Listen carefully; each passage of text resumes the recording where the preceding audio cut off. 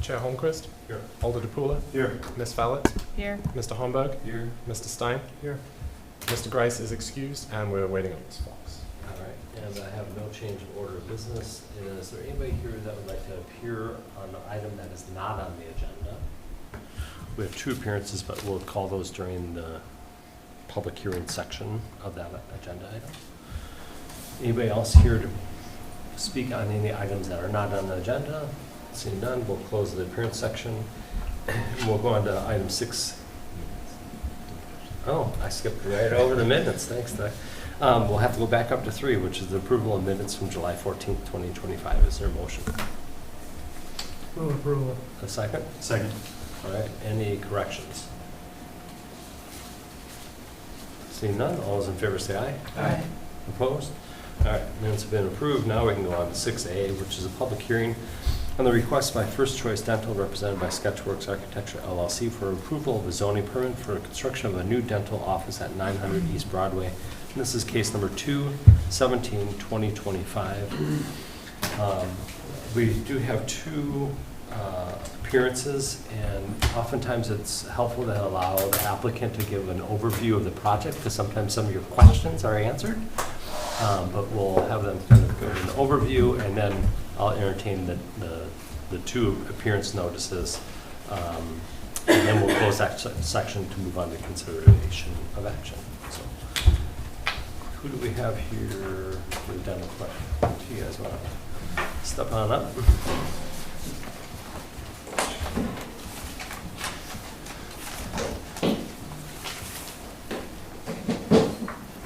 If I remember, you guys were here just a few weeks back.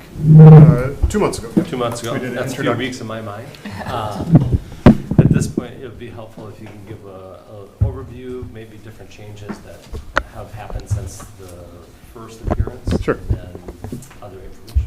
Okay. So again, I'm Brad Crowley with 1848 Construction. We are the design builder hired by First Choice Dental. Last time I brought Nick with me. He was the architect. He had a family conflict tonight. So Casey Opitz is the buyer's realtor. So he came along tonight as well. So at the last meeting, there were a few issues that we've addressed. One was the easement along the west side of the property.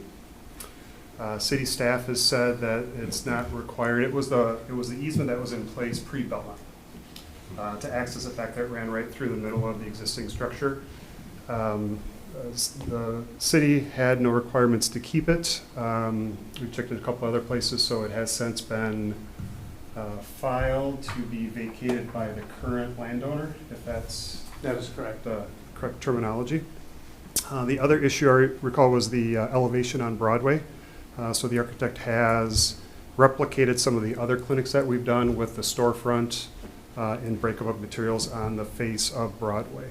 The main entrance will still be in the back where the parking is, but the front looks better, which was one of the concerns of Plan Commission. All right, any other additions that you want to highlight?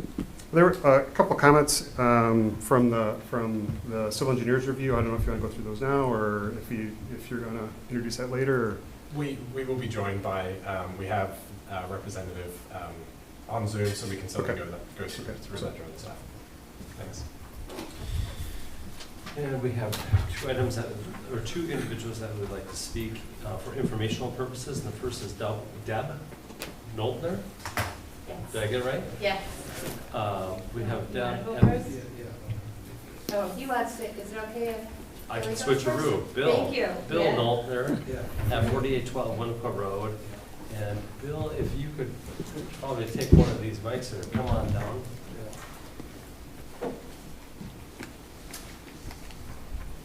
First, I'd like to pass out what we have put together here. I'll be reading this, and my wife will be reading this.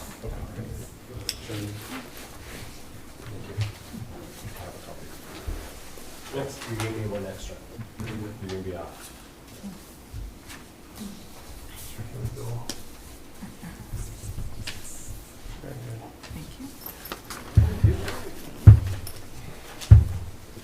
First of all, this gentleman, he came out of my property and told me he was going to cut the pavement on my property for green space.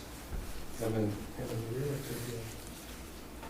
Jim, I might be at the- Bill, if you want to take a seat, and that way you can speak into the mic Okay, for the yeah. viewers that might be online. Yeah, so he said that they were going to take my pavement out there that we've been using for 21 years. But I just want, my wife's going to read about that with the attorney that we have, but I'm just going to read a little bit about the history. And the owners of Joe's Fire Station has abandoned and neglected their property, in fact, turned it into a dump. And if you went over there and checked it out, you clearly see it still is a dump. The property became a dumping ground for fire engines, batteries, tires, metal, spark plugs, starters, generators, transmissions, oil pans, gasoline tanks, etc. When I purchased the property, 850 East Broadway in 2004, 21 years ago, it took me weeks with hired help to remove all the junk and trash in the marsh behind our property that had accumulated from Joe's Fire Station. When then continued all the maintenance and upkeep of the parking lot and land up to Joe's Fire Station building for 21 years. We exclusively used this lot. The loss of parking space will cause hardship for my long-term tenants.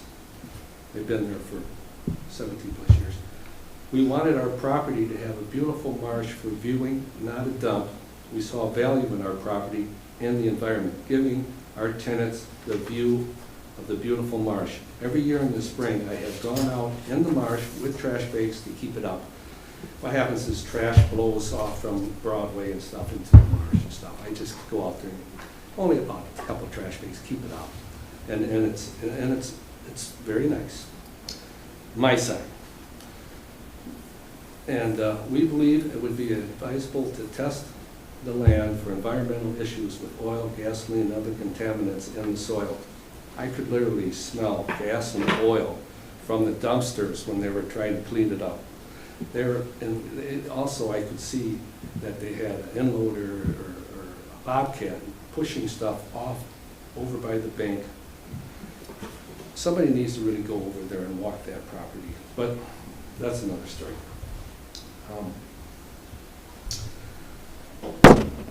The land outside of Joe's Fire Station leading to the marsh is also used as a dump, beyond their property line. It's not good. I did not go on the property. I went on my property and observed. This is all observation. If we are unable to come to an agreement, we would like to have the committee put any approval on hold, as we have hired Matthew Fleming, an attorney with Murphy Desmond, to assist us in settling this matter. Thank you for your considerations, Billy and Deb Miller, owners of actually 850 East Broadway. Yeah. That's a mistake, Yeah. but that's okay. That's all right. That's all right. Yeah. Okay, thank you. I'm going to take the blame for that. Yeah. But anyways, All right. okay, now my wife's Yeah. going to Yeah. read. Did you guys want to have any questions for him or anything, or no? No, we can't really engage in a whole lot of Oh, back and okay. forth. If someone have a clarifying question, they might be able to ask a clarifying Sure. question. But Okay. So, hi. So this is the letter from our attorney, Matthew Fleming. And basically, he believes that we do have a case for what's called adverse possession of the land. Mainly because we have owned the land and kept it up for the past 21 years. We've used it obviously continuously since then, and this is going to be a hardship for our tenants, our current tenants. Anyways, do you want me to read it, or? Yes. Yeah? I agree. Okay. he does.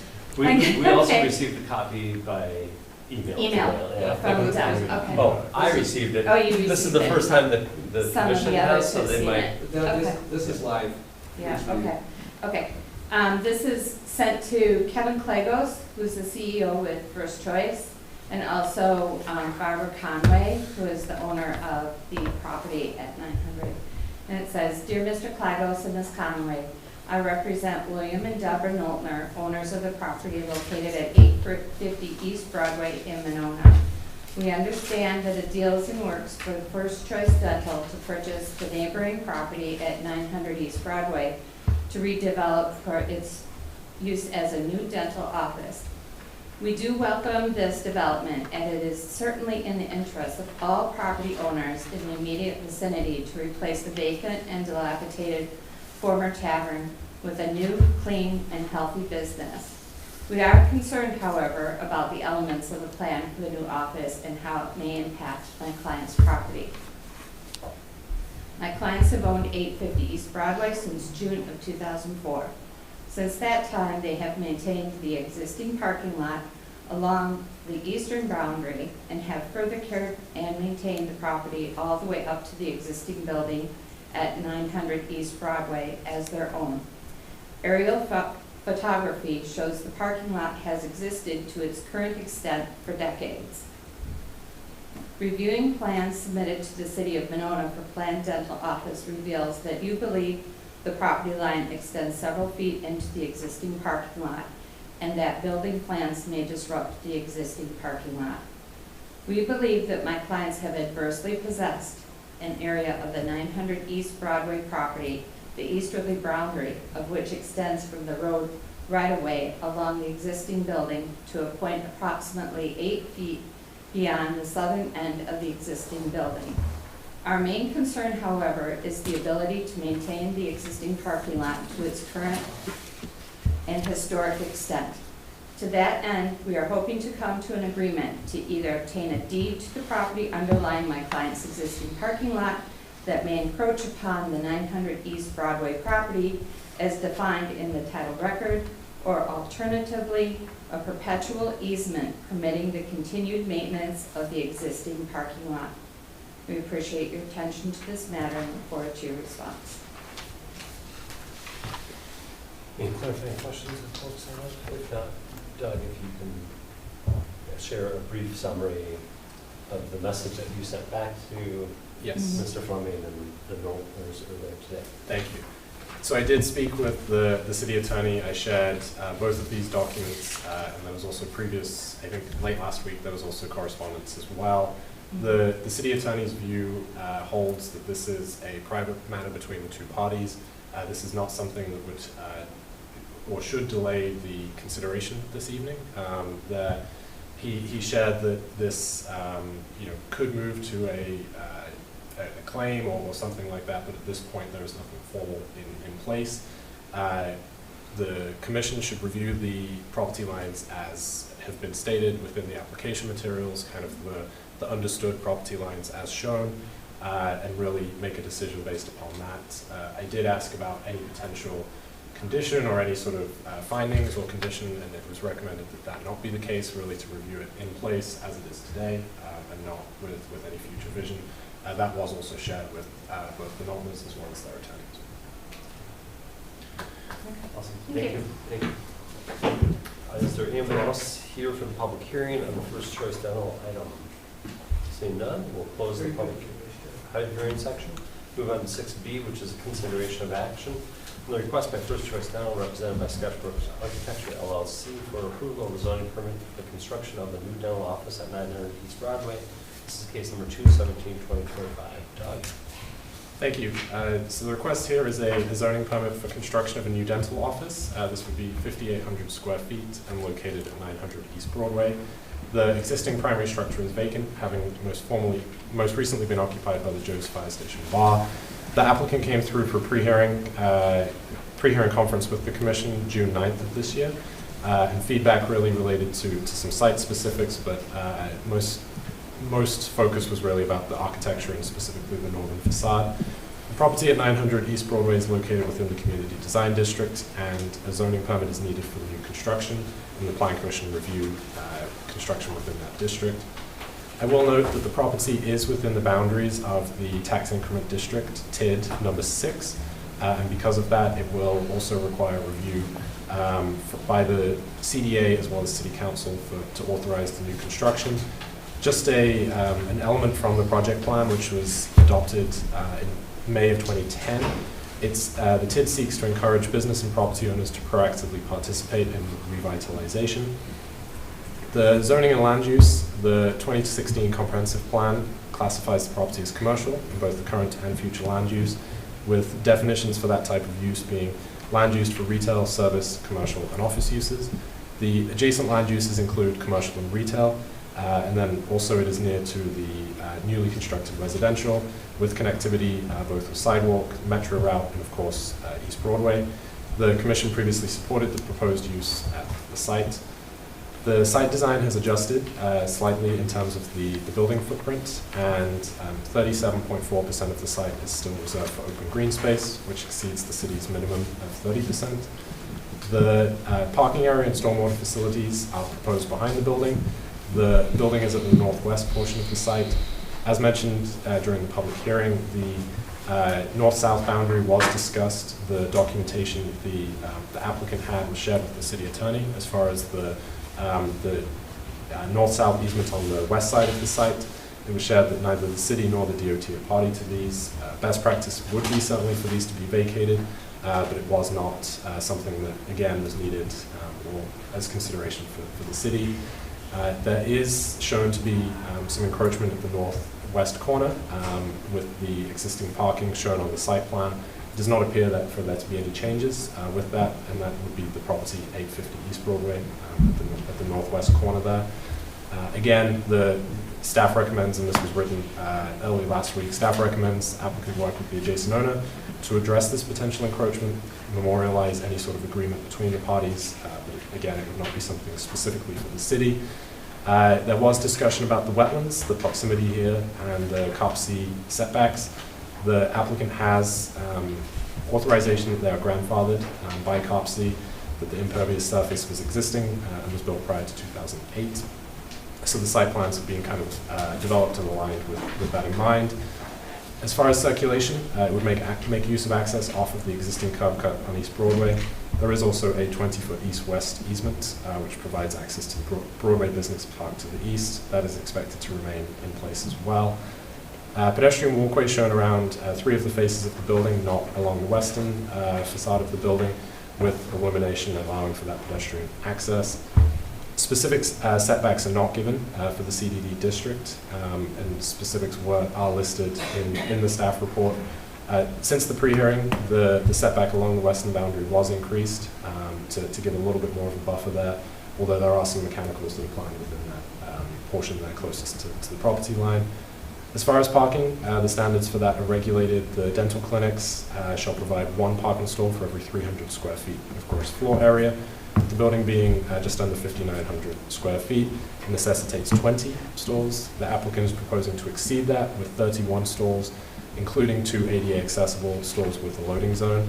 Materials indicate 60 anticipated daily visitors with 13 staff. A couple pieces of feedback from the pre-hearing that have been accounted for. The request was for assigned staff parking. That is included, and that would be some of the parallel stalls on the eastern boundary, as well as the inclusion of 2 U-racks for bicycle parking within one of the tree islands close to the main entrance.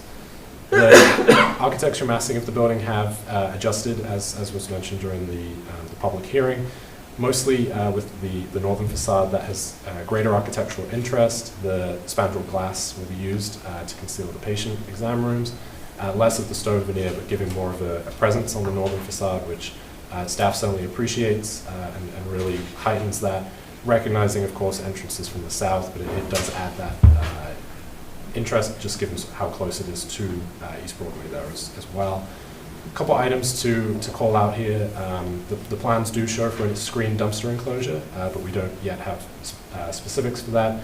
So recommending those be shared with staff just to know the materials. They should be harmonious with the building. And again, the HVAC mechanicals should be screened from view as an ordinance requirement. So recommended that be handled administratively.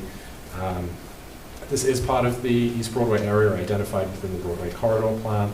I know that's been discussed in the past in terms of the applicability of that for new applications, but just wanted to bring that to the Commission's attention. Operating hours of the business would be Monday through Thursday, 7 a.m. to 5 p.m., and Friday, 7 a.m. to 4 p.m. Stormwater was reviewed by Darren Pope with Veerbecker. We're joined by one of his colleagues this evening on Zoom, who I'll let give an overview here of the stormwater.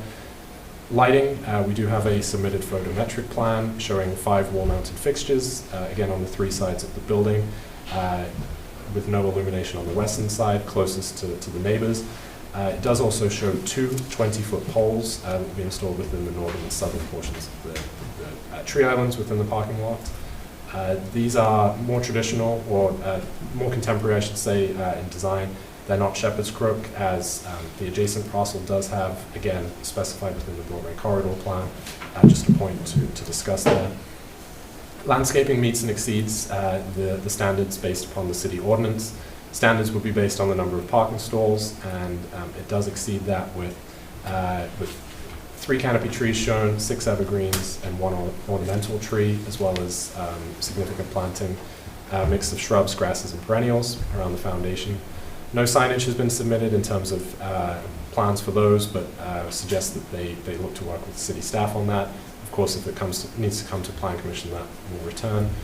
Plans were shared with city staff. There were no specific comments that were received. I've kept a couple in from the pre-hearing just as reference. One general staff comment that did come up during one of our internal meetings was concern about storage of vehicles in the rear of the property, as has already been mentioned this evening. So just making sure that those are both removed, both on property as well as adjacent, but also just with concern of some of the sensitive materials, gasoline, oil, those kind of things. The cleanup is complete as it should be.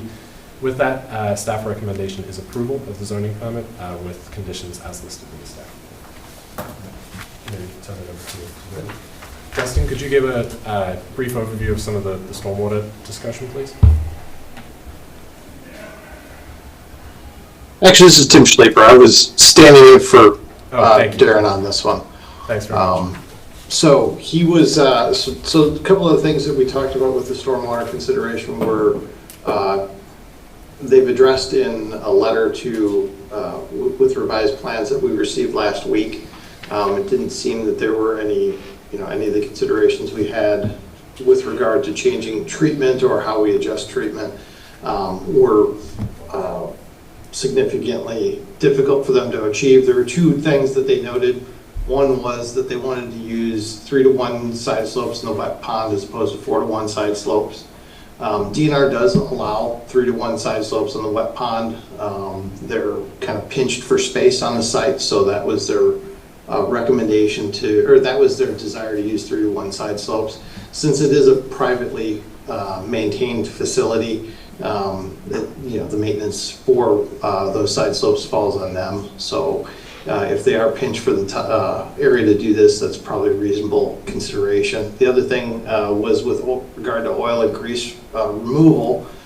They had showed oil and grease removal, or proposed it with a BMP snout and a bioskirt in the outlet structure, which will function. More commonly, we find inlet filters and other measures to be more commonly used, but what they're proposing fits within what they have for site space and stormwater configuration. So overall, they're meeting the requirements for the stormwater and erosion control requirements per village standard. Thank you. All right. Rob, would you mind starting? Sure. It doesn't look drastically different from what we saw before. I just have a couple of comments and questions. First one is being the the west side of the parking lot there. There's no curb and gutter. I didn't know if there was any need for curb stops or wheel stops there. Maybe just a consideration. I know you have them over by we have a curb over by the detention basin. Another one, I didn't see signage for like do not enter signage as you come in, where you need to direct it to the right around the parking flow. That might be useful as well. And I didn't see any detail for the wall design or materials. it'd be nice to see, but it makes me think of I'm looking at the permeable paving on the east side of the building there, and if there's a ribbon curb or how that's interfacing with that wall, if there's what's retaining those pavers there. So on the property to the east, we've got an agreement with the landowner to taper our grade off onto their property 5-6 feet. So we will delete the retaining wall on the east side of the property. Okay, And I think that's where you're talking about on that side. yep, They didn't put curb and gutter on the east and west side of the parking lot because it flows in. So unless it's a requirement, we usually just put in curb and gutter to capture and direct water, and that's why they have it on the piece that's going up to the south to divert it into the basin. okay. And the permeable pavers on the east side of the building? What's retaining that eastern edge of those pavers? Oh, so we'll have a bank of soil that will collect it going down. So there won't be a hard barrier for those pavers? There's the earth holding those? It'll have to be the same as around the perimeter, and I'll admit, this is the first time I've worked on those pavers, so I'll have to check in with Scott Anderson at Sander on the details. I would assume there's got to be a barrier on there to hold them all together. Yeah, Chris can probably confirm that, but, We asked them if it's gonna last. They said they put them in all over the place and drive big trucks over them, so it'll handle our traffic, so. well, I'm sure, it's just yeah. about containing that edge. Right, So you might need another ribbon curb there or something. Yep, Curious okay. to hear what Chris has to say. gotcha. And then the only other thing I saw is the retaining wall on the west side of the property, Mhm. Steen? Yes. So that'll be a limestone boulder wall, so the big blocks of limestone that are more rectangular we'll be able to stack up from our side of the property. Okay, and I see that gets a little over 3 feet in areas. Yep. I don't know exactly offhand what's on the other side of that, if that would require any fencing for a fall that great. Something else to look into. Okay. Those are my thoughts. Susan? I think it is a distinct improvement. I appreciate the location. I guess, well, one question would be, what materials do you plan to use around to screen the dumpster and the HVAC and that kind of thing? So it'll be the lap siding that'll match the building. Okay. In the packet that was referenced, it was sent over last week, some details Yeah. on there that I assume will go to city staff, but we usually build them to match the siding on the exterior of the building. So it'll be the same lap siding, the same color to match. Yeah, otherwise, I don't have anything to add. I thought it's a good design, and I guess, given the comments we heard tonight, that'd be something I think that does sound like a private property situation that you might need to follow up with. Corinne? I really like the change to the north elevation.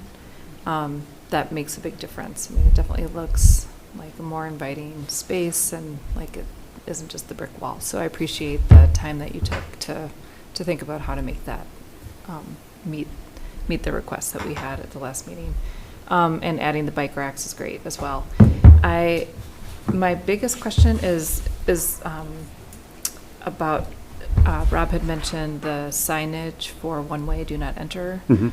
And that was a question that I had, but then I was wondering, do you need the two-way traffic on the west side of the parking? Because you have it going both ways, north and south, on one side, and then just, coming back north on the other side. Right, I think if you come straight in off of Broadway, there should be a sign that directs you to the right. There is a note one. Oh, that's curb and gutter. So if you're in the parking to the west, that can be both directions. Mm-hmm. Just when you get around the back, you have to shoot out. So as you come straight in, there should be a sign that directs you to the right around towards the door of the building, and then you can do a counterclockwise loop around the parking lot, so we can add that sign. Yeah, I would just make sure you're clear with the signs to help with the traffic there. And is there any plan to do any assessment for the contamination, like the We had Bob Stigsel from Advanced Health and Safety out there last week to look at things inside the building. They are still cleaning up the site. I think they're planning to finish that or still work on it this weekend, hoping they get it done this weekend, and then we'll have to go and take a look at what's left. So it's an agreement of the purchase that they will clean the site. So we'll just have to So- make sure they take care of everything before the properties closes. Okay, so like looking at the soil and that sort of thing? Yep. Okay. The good part about, I mean, not the good part, but worked on projects where there has been truly soil contamination, that's a lot. If there is stuff that we find out there, and, we'll have CGC involved when we do the excavation. It's usually locally on the top, so it's a scoop or two that we can remove and properly dispose of. So I would not expect the entire site to be contaminated. Right, I wouldn't either, but I'm glad you're thinking about it. Okay, that's it. Thanks. Chris? Okay, I know I'm not supposed to talk about it, but I have to. It's always a good segue. Your plans, every plan you have shows their parking staying, except for the landscape plan. So which one is your intent? So we intended to go by the landscaping plan. I noticed that today when I read the city Every other comments. plan shows it staying. And I think there was a line on their CAD file that they didn't remove, but on the landscape, it shows it being grassed over. So that was the intent coming tonight. Okay, the reason I ask is, I have no idea it'll happen, it'll be legal, but if two reasonable owners get together over this, nobody's gonna go to court, they're gonna end up with a parking easement and leave that little bit of parking lot in. So the reason I have to ask, we have to talk about it, is we have to make our approval. We make our approval based on it going, but if it stays, if they reach an agreement, then they don't have to come back to get a new approval, that we're okay with it either way. Make sense? Yep. So it won't be a condition, because we've been told not to put a condition on, but I think it should be an item of discussion that the plan commission is okay either way, if everybody else agrees.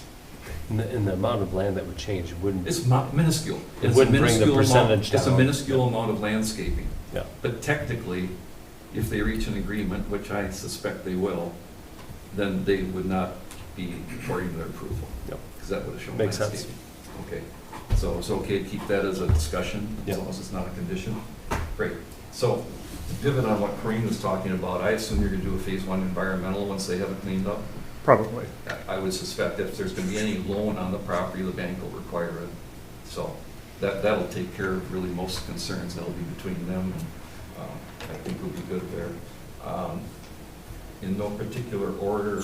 Well, just getting back to that, I Sure. guess, that would be a decision by the buyer for their comfort, right? If they don't, then If they the will. buyer has a loan on it, almost any bank will ask them to have a phase one Okay. environmental on it. They are in the Casey's process. back there nodding his Okay, head, and okay. I'm sure he's dealt with it all the time. Okay. And that's just standard, and that would let you know if there's further actions needed or not. If Casey says they're going to do it, then we'll trust they're going to do it. You can come up if you want, that spot's open, but It will definitely be a requirement of the bank yeah, that the environmental audit is done and make sure that the Right. bank feels comfortable loaning money, right. because they don't want to put money into something that requires a great deal of environmental issues. They don't want to get contaminated property back. Okay. I think Shepherd's Crook lighting is required here. We only have two themes left from our streetscaping through Monona Drive and Broadway, and it's the Shepherd's Crook lighting and the masonry. And everything else of all the things that tie all those areas together is gone. Broadway, right in front of this place, has Shepherd's Crook lighting. Right next door with the strip center, whatever we call it, with the car wash, has Shepherd's Crook lighting. Across the street, Ellie's has Shepherd's Crook lighting.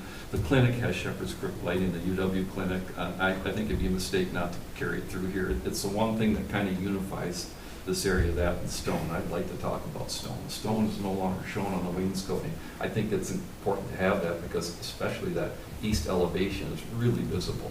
And I think you've got the one piece of stone and that's it. And this is the Gulan stone you're doing anyhow, right? It is a thin stone. Yeah, right. Yeah. That's what I meant. It's not. So I think that continuation needs to be in that wainscoting. I think that'll really tie the clinic together and also ties it in everything. It's on the second set of sheets we have. And what it would entail is taking, well, I have a note here, taking the number 5, which is called out for cobblestone hardy plank, and just making it be number 6, which is a stone veneer. Yeah, exactly. So you can see those. And it would tie them in. Can you show the front, Paul? Paul. Man, did I go back in time? I didn't say Sonia, right there, good tied in with that.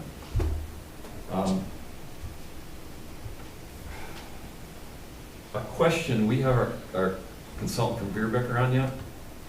We do. Okay. Yes. Do we have your civil at all here tonight? No. Okay, my question is, on the permeable pavement that's directly east of the building, there's under drain shown there to drain it, and it's at the same elevation as the building downspout going into that same location. To me, that's a recipe for disaster. Every time it rains, we're gonna be shoving water down into the permeable pavement area that we're trying to hold, I would say, pristine. And it looks like there's enough room in those elevations in that manhole, or that at least that drain tile can be pulled up a foot, close to a foot, and it would still be at the bottom of the aggregate storage layer on the permeable, but it'd be above that drain, downspout drain that's coming in there, and won't be shooting water right into it. Are you with me? Yeah, I would agree with you. Putting those two to, putting the downspouts into the permeable pavers is not a great idea. Might even be considered bad. Mm-hmm. So I think that, and then I see on the permeable in the rear, they do have some separation. The only concern would be if they can raise it up at all, there'll be a lot more flow in that one. The front one we're talking about, that's the first downspout that goes in there, so it's unlikely that downspout would take and raise that pipe up to a foot in elevation, so I think we'd probably be good. It's just we don't want to take roof water and throw it underneath the permeable pavement. No, that's not the greatest idea. It's one of those, I think if they fit the amount of like flow on that you can do for permeable pavers, it may not be that bad, but yeah, it's you're inundating the system, kind of defeating the purpose of letting it percolate and drain out. So Right. I would agree with you. We just don't want to inject it under the permeable pavement from the roof, so. Right. That would be one thing I would look at us changing, and just take a look at the drain tile in the back then too, to make sure we get that as high as we can. Typically, you try to keep the two systems independent, but I see why, I understand your desire here. I would go a step further to what Rob said. I think you need a curb and gutter along that whole east side. When it was retaining wall, it'd be mandatory, the pavement was the same elevation as the retaining wall. Even if you make that taper down there, you're gonna have 3-to-1, 4-to-1? Yeah. And no way to contain the cars, they're just gonna be coming right down there. I think you gotta have that along there. I don't think it's really a safe situation without it. People Okay. come through there, especially in the wintertime when nothing's evident. I think that curb will hold them in there. You will need something to maintain that edge. You're using pave drain, Doug Buck's product, right? For your permeable pavers? I'd have to look and see I what's on think the I drawing. saw it, I think I saw it called as pave drain, which is Doug Buck's. So that Okay. one comes, it's Rob, it's cabled together. It's a different, it's not a regular street paver. It's a product where the pavers are cabled together, and then where they do the cleaning is actually below the paver instead of in between them. They've got that layer of fines below the pavers, so it's a little different system than what we're used to seeing. But they are cabled together, but I still agree you need that edge still to hold it all together. But I think the curb and gutter is really important there. I know, again, to the consultant, I know you said, well, they don't have to put the inlet inserts in. If I were the owner, I would be putting those inlet inserts in, because what you're doing right now is all the oil and grease from the system is going all the way down to the snout where it comes out. And it's a very small area for collecting oil and grease. You're gonna be maintaining that all the time, or it's not gonna be effective. It just, you have so much water going over it, you're just, it's not gonna last for your twice-a-year inspections or anything. I think you'd be well ahead, they're not expensive. The inserts, you have 2 H inlets in there. And those inserts are simple, they're readily available, and those will pre-treat all that water before it gets into your basin. And then that basin would be a tertiary system that would collect the rest, and it would last a lot longer for the owner. So your recommendation is to put it on the inlet in lieu of the discharge, or in addition to? My recommendation would be, in addition to, I think it would be up to Beerbecker if they feel it's enough for all of it. but you're much better off capturing it right at the source instead of letting it get in there and mix with all the rest of your water and then trying to clean it up. Because once it mixes with all that water in any large rain event, it's not gonna capture it all, that little bitty boom there. So if it were mine, I would try to minimize my long-term costs. It's not a lot of money to put the 2 inserts in, and that little bit saves you a lot of work in the future. Okay. So.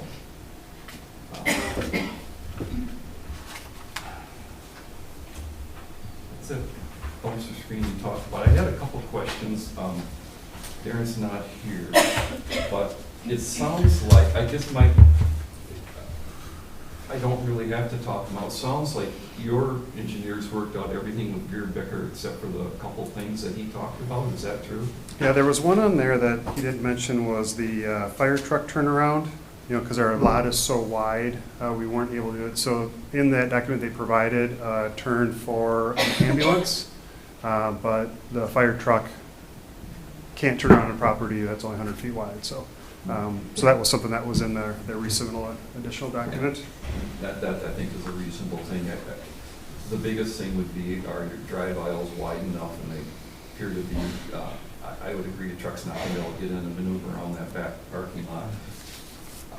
And this, again, is not my expertise, it's fire chiefs, but all the firemen I've ever talked to, when we talk about all these and that having that access right next to the building, they laugh at me and say, we are never going to pull a truck that close. alongside a burning building. You will not see that happen. We Right. will be out on the road fighting it from there. Yep.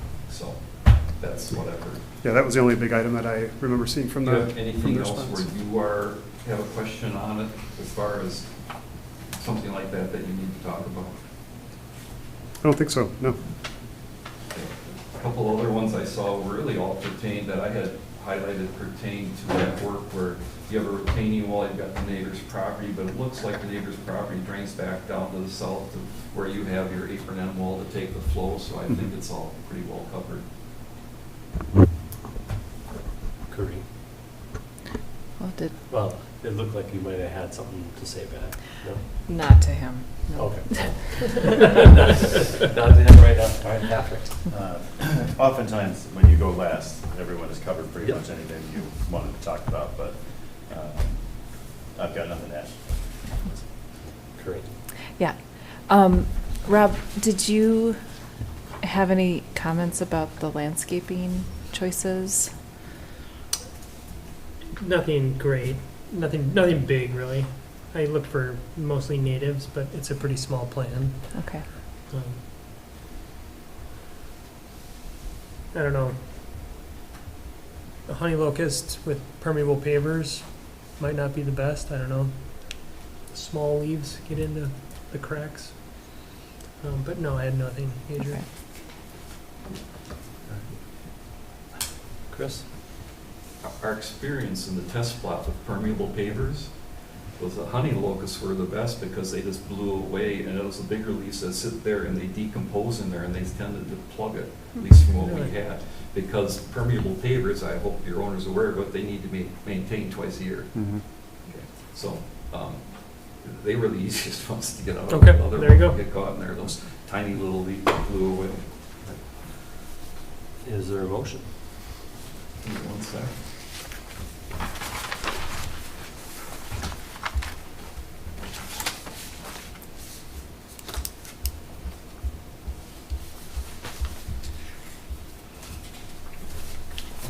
Move approval with conditions as recommended by staff. Add in number 11, that the revised signage as approved by staff. Number 12, that there's curb and gutter along the east edge of the entrance. Number 13, that on the exterior material schedule, what's shown as number 5 should be switched to number 6 for the materials. 14, that revise the drain tile elevations as possible, approval by staff. 15, oil and grease inserts in the 2 inlets. And 16, that we use Shepherd's Crook lights.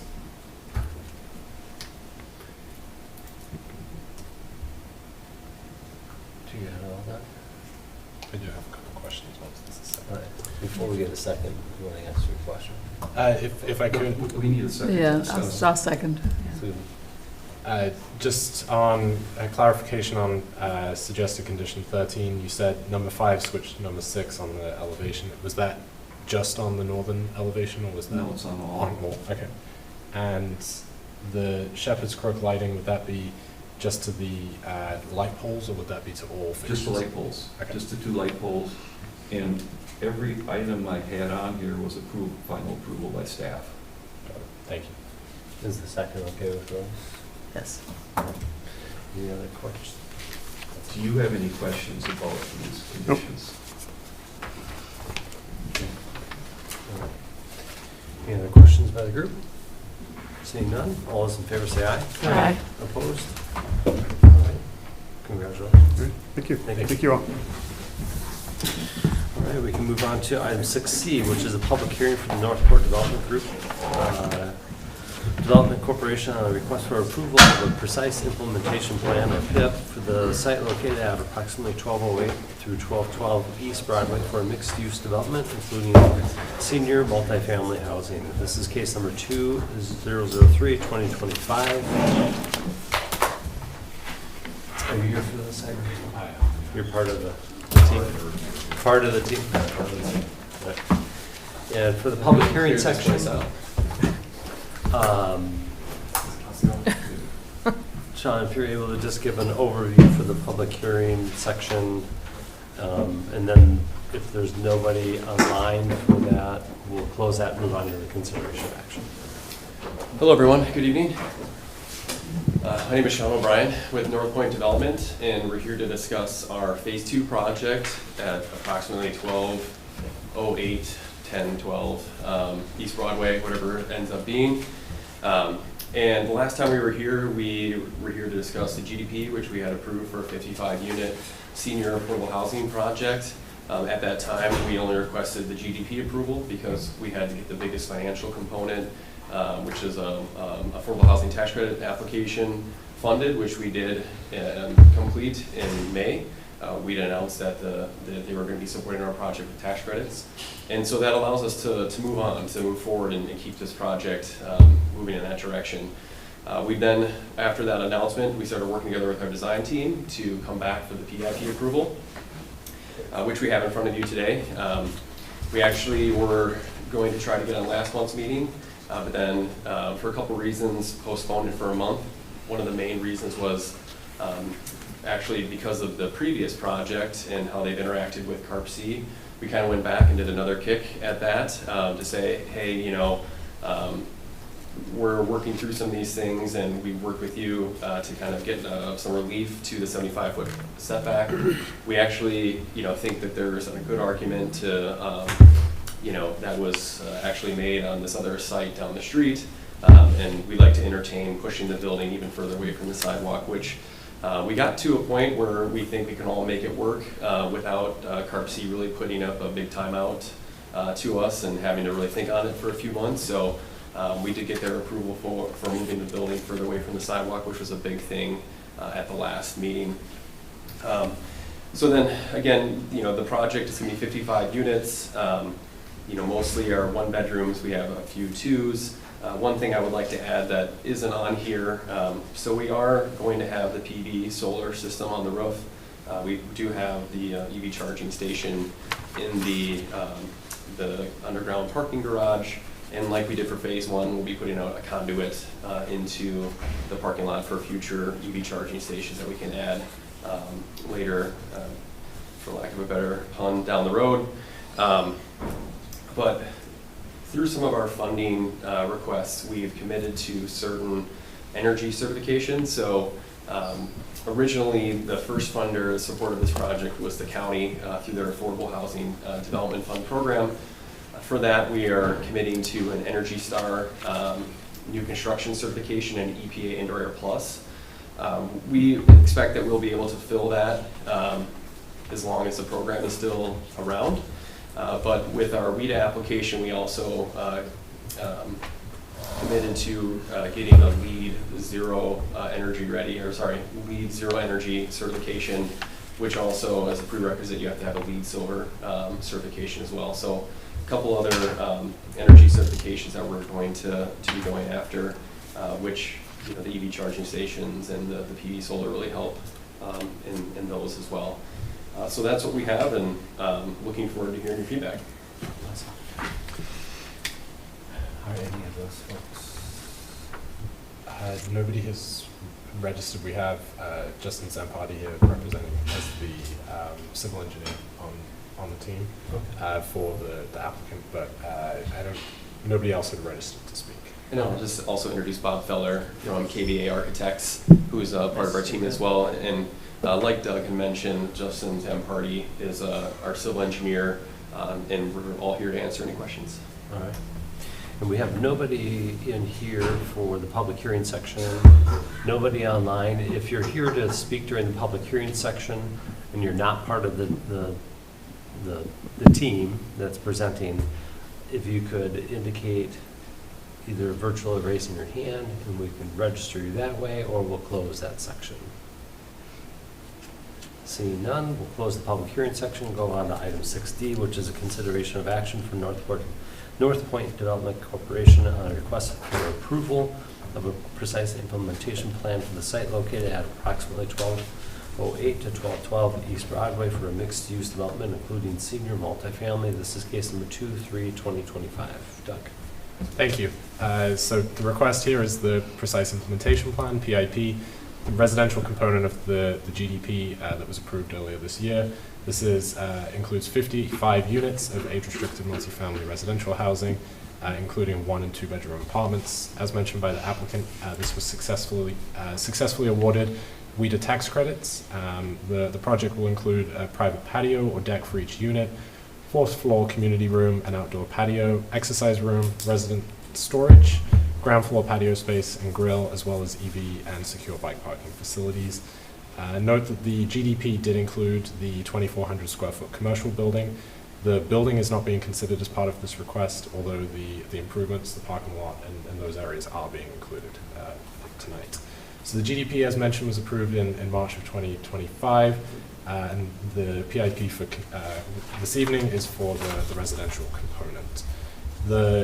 No revisions are proposed to the GDP. This is still consistent with what was put forward. As mentioned with the previous application, this is part of redevelopment area number 6, and both CDA, Community Development Authority, and Common Council approval will be required for this. Again, the discussion here was really reinvestment and proactively participate in revitalization. And also just worth noting that the city did partner with TIF assistance for both the private drive as well as the first phase of the project, with both of those parties being included with those discussions. The land use for the property here is zoned Community Design District, CDD, which allows the Planned Community Development process, the PCD, which has the GDP and PIP process as part of that. The comprehensive plan does identify the property as commercial use. This was discussed extensively during the GDP and PIP discussions for the first phase of the building. Staff would really add that the inclusion of the commercial along East Broadway is an important component to this project. It ties in with other adjacent commercial uses, but also gives the residential density to support walkable access to the uses, to both existing commercial uses as well as the future use there. So as part of the proposal of those 55 units, the 55 apartments, there would be 42 of them would be 1-bedroom units, and 13 of those would be 2-bedroom. This would assist in some goals of the comprehensive plan, in both assisting the aging population. The city of Monona we have a larger proportion of seniors, age 65 plus, than the county, and we also have a decent proportion of the population that are housing cost burdened, who are spending a larger proportion of their household income on rent and utilities. So the affordable nature of this, as well as the age-restricted component, would certainly be filling a need that the city has. One point of discussion here that we have seen working well is the on-site manager and service coordinator at the other residential building. Certainly been a great addition for both the residents as well as the operations of the building. Something that is brought forward this evening as a discussion. I did include a couple possible conditions of approval if the applicant or if the commission chooses so fit to include those. Of course, with this, there are a couple sort of economies that could happen with the adjacent building, not just from the operations, but also from sort of the amenities that we'll get to in just a little bit. One of the conditions of the approved general development plan was that a certified survey map shall be recorded concurrently with the PIP. There are still ongoing discussions about that as it relates to possible lot line adjustment, easements, as it relates to both the commercial use, sort of everything on the western side of the private drive. The recommendation is that the PIP not go into effect until those have been addressed, but it can continue the process. There is still, would still be city council review that would be needed, and of course the PIP would also come back through if needed. So the request would be some deference on that, for that to still be worked out, but also give the applicant some certainty on the PIP. As far as the architecture, the proposal is 4 stories tall with a rectangular shape, with sort of the majority of the massing running north-south of the building. There are walkout units along the ground floor, and setbacks along the sidewalk have been increased, and I believe are now 11 feet away back from the sidewalk. That, as the applicant mentions, comes with some additional relief granted by COPC and some discussion based, as was said, sort of some momentum that came from the dental application as well. It does still give an urban feel with the townhome buildings primarily across the street. Sort of that proximity to the street, as well as those walk-up units can be a really nice addition. Varied roof lines are used, and there is a step back for the community space, which is located on the 4th floor. We'll have great views, and also just an excellent amenity for the residents. The site design lists that over 60% of the space would be green space, with less than 40% of that to be sort of impervious between the asphalt, but also the building. There are a couple items in there that are typically not included, but even if you were to take those out, including the gazebo, the communal patio, it would still far exceed the 30% that would be the standard for the city ordinance. Additionally, there is a walking path, recreational space at the other building that has mutual ownership here, and there is the opportunity there. There's also a crosswalk shown on the private drive that would allow residents to use the facilities and amenities across the street and make use of those as well. We've already covered the setbacks and some of the discussion there as it relates to COPC. As far as circulation, there is vehicular circulation coming in from both East Broadway as well as the private drive. One point to note here is the southern entrance and the actual entrance to the underground parking. That is on the southern lot, so it does cross another boundary, but the agreement is already there verbally, that would be an easement that would allow for that to take place. That motion is needed in order to access the underground and then still keep the surface parking at the north. Also, there is access shown between the 2 lots, between both the commercial and the residential, which does offer some relief for the parking and the potential for some shared parking. Site plan and renderings also do show the extension of the sidewalk along the western side of the private drive, which was a condition of those approvals, and again would further the urban feel of the proposed development. One point to discuss would be the trash pickup that may be challenging at the site. The dumpsters are shown within the underground parking.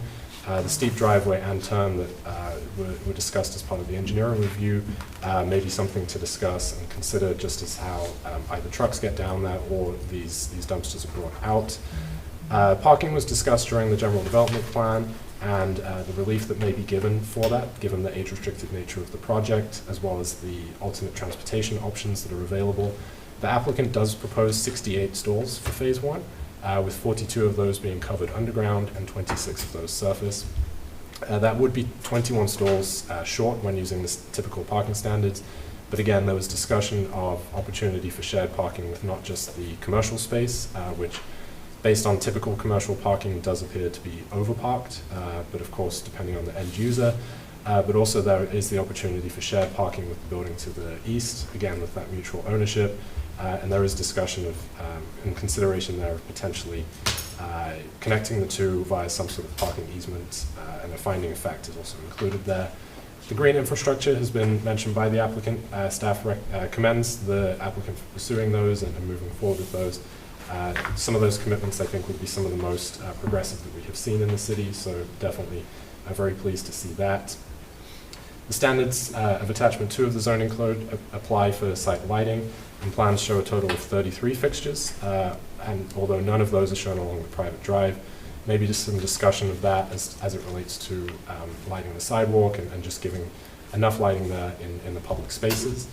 The landscaping plan, the points that are still based upon the surface parking, we do typically include the stalls that are underground for that. I've already spoken with the applicant that I think one of the nicest additions for the first phase is the number of trees that are in the back there, sort of offering the buffer to the belt line, but also just to really keep that more natural feel. And that's something that they intend to look into and will certainly help with the landscaping points as well as the opportunity. I noted as well that there would be some cleanup in on the existing site and sort of restoring that to its natural condition as well. So certainly elements that could be considered as part of that overall landscaping option. Engineering review was completed by Strand Associates, and we're joined this evening by John Solon, who can give an overview of that. His review letter was also included in the meeting, in the packet. No plans for signage have yet been submitted. Most likely we'd be looking at a comprehensive sign plan, just for directional signage and such, which could be reviewed at a later date. And finally, these were shared with department heads for review, and there was feedback from Chief Cheney, Police Chief Cheney, about lighting, especially to the underground parking.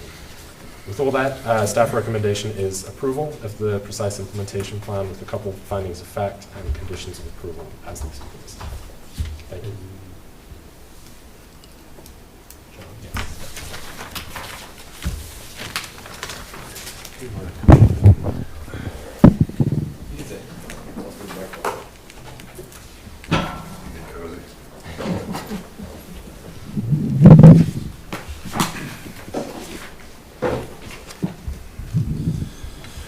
Hello, everybody. John Solomon with Strand Associates. Like Doug said, we worked with the city to provide a review of the PIP for this phase kind of 2 of the North Point Development Corporation plan. I thought for time's sake, I'd try to hit maybe some of the bigger points, not go through everything one by one. So I'm just going to get right into it. I'm just going to read off this report and indicate which item I'm reading from and try to hit the big ones here. So first thing is general comments. Is our understanding that currently the geotechnical report's being worked on getting acquired. That is usually that is a big part of our reviews, just so we can verify that the assumptions used for soil calcs for stormwater and other items are verified through those borings and that geotechnical report. So that's something you're going to want to have in hand, probably at the end, just to make sure that that's reviewed. For site layout and grading, like Doug said, item number 1, it's a steeper driveway. I understand that a lot of times these underground parking structure developments are steeper. Just keep in mind, with the older potential users, it's north facing, it might be shaded in the winter. Dumpster pickup, like Doug said, it's something to consider, but changing grades means you're lengthening out slopes. So just something for you folks to discuss if that's something that sticks out to you. Item 3 of the site layout and grading, the applicant should confirm that the overland stormwater flows exceeding the capacity of storm sewer are actually directed to the stormwater facility. So in the stormwater management plan and modeling, anytime the storm sewer on the site is overtaxed, the report indicates that it's supposed to go to the basin for treatment. Looking at site contours, it appeared that it was actually going to the north and heading out towards Broadway. So we recommend that the engineer looks at that and just make sure that the grading plan is adjusted so it does go to the stormwater facility, so you're kind of matching the assumptions and the statements made in the stormwater management plan. Number 8 of that section, this might be something just kind of Strand coming into this, maybe a little third party, but I guess it's sometimes good to bring up. Obviously that residential house is still up there in the northern corner of the, off-site there. There's a shared driveway. There's also stormwater runoff that's going to be going through that driveway. A decent amount is heading up that way and going draining to an existing inlet that's there. We just wanted to make sure that, you know, that property owner is 100% aware that they, you know, kind of have a good expectation of from a stormwater runoff standpoint, what's coming to there, and just kind of looking to see if that's more than they would typically be getting to them right now, and at least indicating to them that, you know, that it might change from the existing conditions that they have out there today. So that's something just to consider. Number 9 and 10 are with the stalls in the main part of the parking lot. It appeared that during a review that maybe it was just a drafting error, where one side of the parking lot looked like it had met minimum dimensions for stalls per the city standard, and maybe a line was transposed or was brought parallel across on the curvature of the parking lot, and now the other side of that parking lot doesn't appear that it's meeting the standards. So the west side looked like it was wide enough, and the east side looks like now it's too narrow. So those should be adjusted, those stalls, so that they're meeting minimum width standards for the city. And then obviously double check your stall counts as well, because if you lose 1 or 2 there and elsewhere, you know, want to make sure that you're still hitting that count. The other item I think was with that parking lot was just it looked like it was exceeding the maximum spacing for a landscaping bump out, but Doug might have already talked on that, so I won't dwell. Number 13, so the turnaround area that you have there for the end, it looked like the plan drawings didn't have, for the grading plan, a complete grading plan for that area. If you could shift that sheet and just indicate all the grades on that. And the reason we do that is there is a low point you have in the inlets there, and then you have an overland flow route too, where it looks like it'll escape out before it gets down to the underground parking. We do live in Wisconsin, and there is a lot of water, or a decent amount of water that's draining south, with like several hundred feet that's draining south on that roadway to that south kind of hammerhead part of the roadway there. And a lot of times we'll see people make a more defined swale or even a paved swale, so that in the winter time, if you're getting, you know, a heavy rain event when it's still frozen up, that it's not going to all back up into the underground parking. So just having a little more information, we thought, in that area for grading, and then potentially defining a flow route a little bit better, and even indicating that it's going to be maintained plowing wise. It's just something we've seen in neighborhoods in the past and developments where that flow route's not extremely defined, then it ices up from the way it's plowed, and then all the water goes in the underground parking. So just some thoughts there. Number 14, because it's it's serving more senior citizens, there are steps up to, I think, that sidewalk that goes into that entrance. It looked like you may have ability to adjust terrace slopes and eliminate those steps, which may be something you want to consider, just so that there's no steps going up to any entrances on that building's first floor. And finally, 17 on that section. I know that it sounded like the trash enclosure it's going to be paved over there, but the commercial development is coming later, the actual building. Doug had mentioned the screening for that, or that might have been the previous one, but we just indicated that, consider the screening per city standards if you're going to build that pad, and then also a lot of times those pads are going to be put on a reinforced concrete pad just so the wheels don't sink in on those dumpsters. So if you're going to construct the parking lot over there and you're going to put that dumpster pad in, you should consider just putting that concrete pad in, and then the fencing or whatever type of other screening you're going to use. Jumping into the utility section, so item 2 and 3, I'm reading this now, and I just want to verify something, or this one could be completely thrown out, but when we were looking at it first, we weren't sure if there's ever going to be any type of development further to the south. If there is, then these are, probably not, you wouldn't do these anymore. If you're not going to extend the mains, the water or the sewer any further south, you should terminate it around the last manhole or the last service or hydrant. If there is potential that there could be development on that southern lot to the south, I would say disregard these comments or modify them, just so you're extending then the utilities outside of a permanent kind of paved area. Number 4 of that utilities talks a little bit again about that first comment with the overland flow route.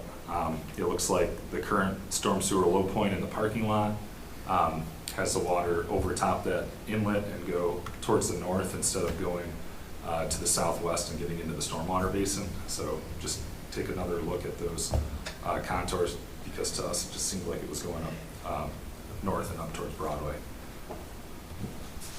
I'm going to actually jump to stormwater management, since the other items, like they were talked about through Doug, and they're pretty minor, what we had.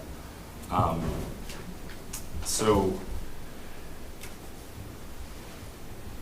I think the first item I had was number 1 in that stormwater management. It was just some assumptions made about, you know, your correspondence with DNR and Dane County, and classifying it as a redevelopment, and it needing to meet redevelopment management performance standards.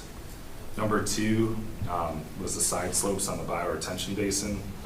They show us 2 to 1. The maximum is 3 to 1, and kind of in our earlier review, I know that was talked about too. 4 to 1 is preferred. 3 to 1's minimum.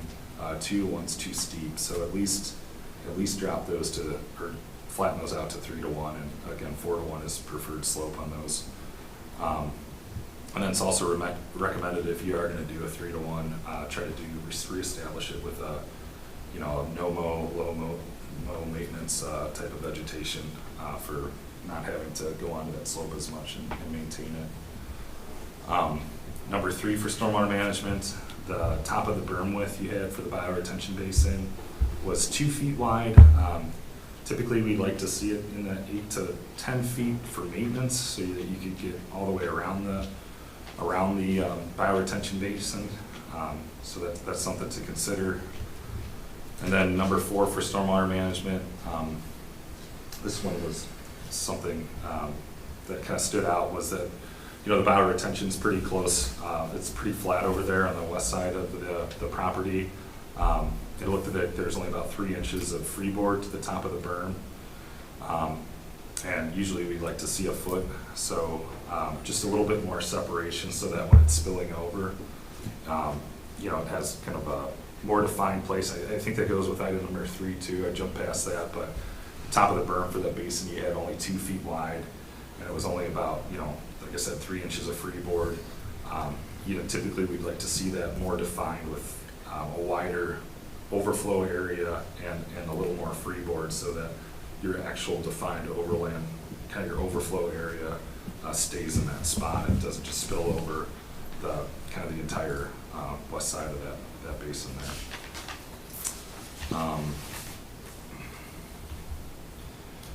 Number 8 on that section was your kind of the carp sea. We saw that too with the 75-foot setback, and we were looking at maybe you were getting exempt because the old gravel impervious was overlapping with that corner, but it didn't look like it was overlapping with that specific spot, so we were inquiring about that. It sounds like you guys took care of that, and that you talked to carp sea and are working through getting that kind of exempt, so that's good to hear.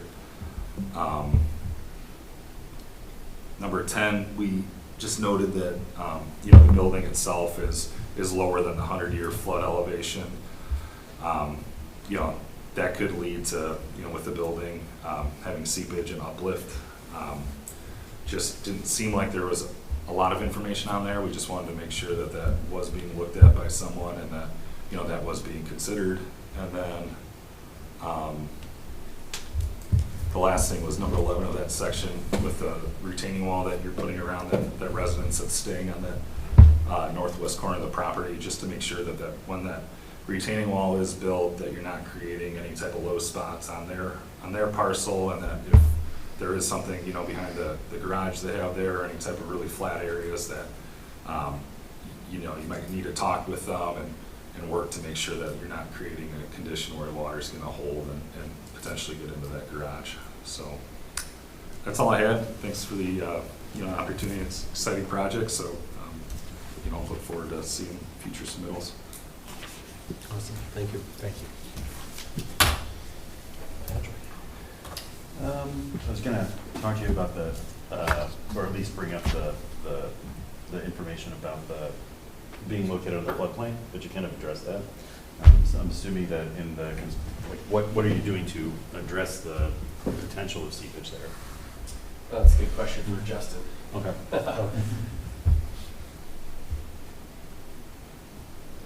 Yeah, so that is kind of a similar situation that we had with the previous project. You know, the geotech report has been, fieldwork's been completed. We're just waiting for the results to come in and get the report. We should be getting that in the next week or two, hopefully.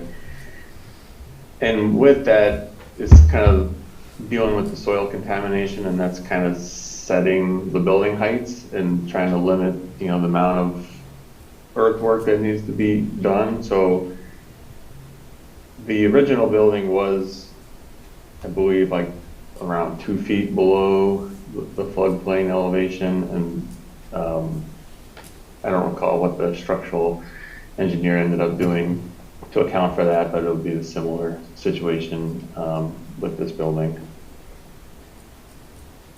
Okay. That's all I got. Chris? Can we go into clarify, it's underground parking that's below 100-year floodplain, right? Just so everybody understands, it's not the main floor of the building, and we've had a lot of projects along the Ohio River like that. It's protected from the 100-year flood by the grade all the way around it. So you'd have to get well above the 200-year flood to have anything go into the underground parking, just so we're clear on that. So it's not the residential areas, it's the parking, which we've had on almost anybody that built along the Ohio, all the ones we've approved, they've addressed it. And they make sure that that flood can't get into their system, because there's some would overrun, right? And it's a good thing to bring up is that we need to make sure it's protected. I believe it's well above the 200-year as far as what could flow into the underground parking. So that's something we've talked about on a lot of, just to make sure that they're aware, they block it off from that and make sure they can handle it for anything that would come about that. But I don't, the way I see it, I don't think where they're cited is an issue. I wanted to address it because there's, Yep. obviously, we're seeing these massive rain events more and more. Yeah, absolutely. But I just want to make sure everybody understood which area we're talking about. Yeah, for phase one, on one side, we have a built-up retaining wall, but even on the side where the private drive is, you kind of see the curb ramp up to the sidewalk, which also kind of even adds more buffer, so anything that would get below, which, you know, one of the points, you know, we're going to have to take a look at that as we come off of the private drive and then go down into the garage and make sure we are building some other buffer to kind of, you know, separate, you know, what's going on in the private drive to stay out of getting up and over and down the, you know, the driveway entrance, underground parking. Okay. So that'll be part of it as well. So what And we're that talking kind of plays into the underground drive slopes. So that is what we are doing. You know, the low point in the private drive, the existing private drive, is kind of towards the end there. So we are, you know, coming up to provide that protective elevation in that underground drive before we slope down to the underground parking. And we're providing similar slopes to the existing underground drive on the other side. We were around that 15% slope going down to that parking ramp, so we're kind of providing similar slopes on this underground entrance as well. That was my next question, and so we're pretty close to what we have on another building. And then since we're talking about that end of the building, you know, you've got some good recommendations, but now the way I understand them, you're recommending they keep that private drive water out of the underground parking, correct? Not taking it down there. We want to keep, because it's on somebody else's lot, so as that lot gets developed, they'll handle that water. But for now, I would think anything that goes on that private lot, we want to keep it going south so that it gets handled on that lot in the future and not directed down into the underground parking. You're talking to me? Yeah. Yeah, so I think the topic, what I was trying to say there is more yeah, 100%, we don't want to send it Okay, there. thank you. I wasn't sure. I thought you were talking. No, I was saying that more at that hammerhead, just, when it's plowed, there's a good chance they're gonna plow it south, right? Absolutely. And we've seen issues in other communities where it's more the overland flow that you do have going south, where you're taking that water from the road, especially in like March, if everything's frozen up and it's not getting into the storm sewer, and you do have a grade break there, and you're fighting like a 16% slope down because you're trying to build it up. We were just trying to say, hey, it'd be nice to at least be mindful when you're plowing it or you're doing that hammerhead to keep an area open, or even a flume or something that a plow driver pushes down the slope a little bit, so you're not trapping 2 feet of watered marsh and then it goes down. 100% Yeah, agree so with that that's comment. what we meant. 100% agree, and I'm sure the applicants do too. I just Yeah, wanted to make yeah. sure, 'cause at one point, I No, wasn't sure no. if you're telling them to direct it into there. It's like, we want to keep it all away from there as I much would as run we out can. of town if that was, that's correct. That's the right understanding. Yeah. So, well, I've got you there. I understand the top of that bioretention berm. Unfortunately, we've got this really long, really thin lot that we're dealing with. And we're dealing with the setbacks, and I don't think they have the room to make a 10-foot top. I agree it would be nice, but they just don't have the room. And so for maintenance, they're going to have to figure out a way, hopefully, to get around there. But structurally, it'll hold, right? Yeah. If they maintain the 3-to-1s, it structurally, it won't be a problem. Yeah. But continuing on, I completely agree with having more than 3 inches of freeboard, because we know that those berms will settle with time, and they're gonna settle more than 3 inches, and then pretty soon that water will find that route, and it'll erode the berms, and you won't have the integrity of the system. So I think there's gotta be better control of that elevation. I totally agree. I love the comment about 10 feet. I just don't see how they can perform it on this site without going back and more encroachment, which, well, I'm talking about encroachment. Anybody that happens to listen to this in the future doesn't understand it. This applicant will be taking more material out of and restoring that setback than any area they're adding to. I mean, that gravel is out almost to the creek in a lot of areas, or that waterway. It's not really even a creek. And they're gonna be pulling all this gravel impervious area out of there and replacing it with pervious. I mean, it's gonna be a huge upgrade to that setback. So when we talk about, well, the corner of the building's not in there right now, they're restoring so much more of this area than they're impeding. So I would think it'd be a slam dunk for CARB C2. That's why we asked them to go back and ask the question. So, I mean, this is a big upgrade for that area environmentally, infiltration, everything about it. So, just so we're clear on it, but they've got this issue of being really narrow.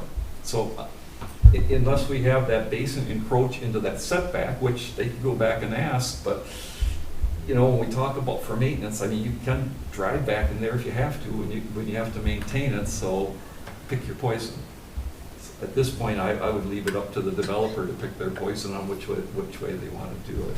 It's just nice to actually talk about some of these things while we're here. Yeah, we should be able to get more freeboard on there, but like you pointed out, we are kind of restricted with the setbacks. You know, we should be able to, you know, expand that berm top width a little bit, you know, from that 2 feet, but getting to 10 feet is going to be tight just because of the setbacks. And, you know, we were planning on doing 2-to-1 side slopes in the bio basin. I mean, it is only 2 feet deep. That is allowed per DNR tech standards.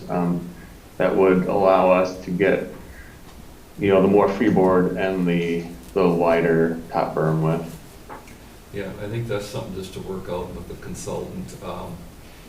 Usually I see the 2-to-1 is allowed when it's under the water level. I'm not aware if it's within the bio basin itself. Usually it's underneath the permanent pool elevation, but I think you guys can work that out. We know our constraints. We're not going to be able to have our ideal thing. If we can get a little more width on that, it'd be great for the owners too. We absolutely need more protection for that weir. We all know that top of berm won't stay perfect for its entire life, and it's going to want to settle. If it settles at all, water will find the easiest way and will run her out. Your comment 17 you talked about, which was the trash enclosure and everything on the commercial property. I agree that if you're building it right now, you're going to want concrete. It's just not only the dumpster pad, but where the wheels of that dumpster are. But I don't think you need to put enclosure in right now, because we want you to match the architecture of the building. We don't know what it is, and you're not going to be putting dumpsters there right now, right? That's correct. So the thing would be just to get the pad in while you're building it, instead of putting in asphalt and ripping it out later, and put the apron in and wait until it comes in. You know, if you want to put some sleeves in there for your posts or core it later, that's your call. But I think that'd be a great way to handle that.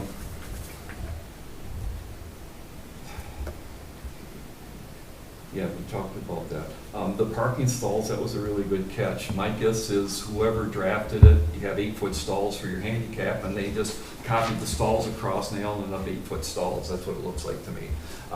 I think if you eliminate one stall, and you may still have to adjust that one island where they come in a little bit, you'll be able to do it with only the loss of one stall. But I think that was a really good catch. As far as, well, it won't be an issue anymore because there's only 13 stalls, but if it ended up 13 stalls, we've talked about that before, okay with that. I'd rather have a wider island than interrupt it with a couple narrow islands and something a tree won't grow in. So that'd be fine.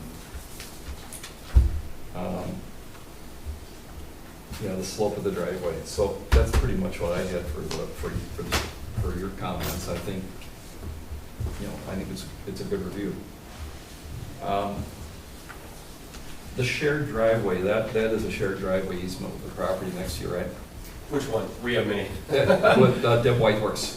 There is nothing on title. There Oh, is really? no shared driveway between the Whitehorse There's family. no access like that? No. Okay. So what you're rebuilding, how much of it's on your property and how much of it's on hers? Well, if you look, when I looked at It's- this, I think it's like it's- halfway through the driveway apron. It looks like it is. It's hard because we don't have a lot of hard dimensions on this stuff. Yeah, I mean, the way that I approached it would we be able to, would be able to, get circulation on our property line. And it looked like we were able to do that. But I think it goes through maybe the middle of that driveway. Yeah, that's what it looked like, and as far. Or maybe a little bit more. It looks like a little beyond, but as far as the city is concerned, we're not gonna allow 2 cuts there. We're gonna require the one access point, so we're gonna require it to be shared. And that's what happened when we rebuilt Broadway, was to have that, but it was all one ownership. I mean, Whitehorses had the property with the house, but they also had a lot of other property, so it wasn't as big of a deal then, but yeah, that's just, I think it's all good information. I think some of the water you talked about, that whole area drains out that way, so there's nothing you can do about that. And it's all coming out there, and from what I see from their storm sewer, they're picking up more of the water that used to drain to the north, much more than anything they're adding, so and it's all paved or gravelled right now, so I think the flows will likely, the way it's designed right now, be less than what's flowing to the north right now, so it seems to me, take a look at it, I think it's probably gonna be fine as far as that goes. I think it's a good point, the lighting at the sidewalks. I'm not sure if the street lights you have light far enough along. Do you remember, Bob? Certainly, we had, so when we did our phase 1, we Right. brought the lights all the way down to the telephones. Right. And so, Right. and there's one on They're the there. other side by the existing auto body shop, so Right. there's one there, so putting a few I'm more down. assuming Yeah. probably, I don't know if you need them or not, so one thing I would have in the recommendation is just a revised lighting plan back to staff for comments.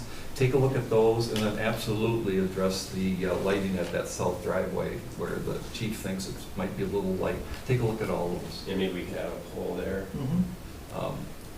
Whatever it takes, but I would say, a revised lighting plan could just be approved by staff. He Okay. knows the issues and we can go through them. Your parking, your one condition there is a shared access easement with the phase 1 property, but I think it has to also include a shared access easement with the commercial property.